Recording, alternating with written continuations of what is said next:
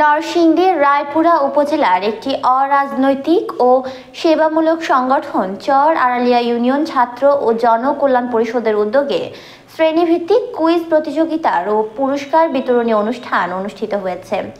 বুধবার সকালে পূর্ব Baghaikandi SESDP model উচ্চ বিদ্যালয় মাঠে চর আড়ালিয়া ইউনিয়ন ছাত্র ও জনকল্যাণ পরিষদের সাধারণ সম্পাদক মোহাম্মদ মকবুল হোসাইনের সঞ্চালনায় এবং সভাপতি আবু নাইম মোহাম্মদ সোহেলের সভাপতিত্বে উক্ত অনুষ্ঠানের বিজয়ীদের পুরস্কার বিতরণ করা হয়।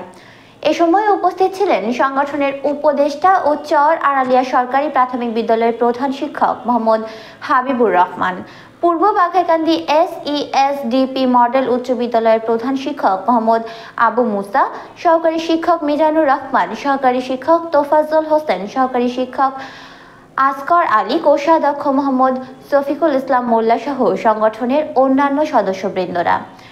এ সময় বক্তারা বলেন, গত কয়েক বছর যাবৎ সংগঠনের সদস্যদের মাসিক চাঁদার মাধ্যমে সংগৃহীত অর্থ ও শ্রম দিয়ে সমাজের হত দরিদ্র, অসহায় ও মৌলিক চাহিদা থেকে বঞ্চিত মানুষের জন্য শীত বস্ত্র বিতরণ, ফ্রি মেডিকেল সহায়তা, বিনামূল্যে রক্তদান ও ঈদ সামগ্রী বিতরণ করেছে সংগঠনটি।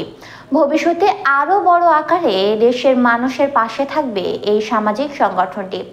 একই সাথে সংগঠনের পাশে থেকে এই মহতী কাজকে এগিয়ে নিতে সমাজের বিত্তবানদের প্রতি আহ্বান জানান তারা। আলোচনা শেষে বৈষম্য বিরোধী ছাত্র আন্দোলনের শহীদ ও আহতদের স্মরণে দোয়া মাহফিল অনুষ্ঠিত হয় এবং বিজয়ীদের মাঝে পুরস্কার বিতরণ করা হয়।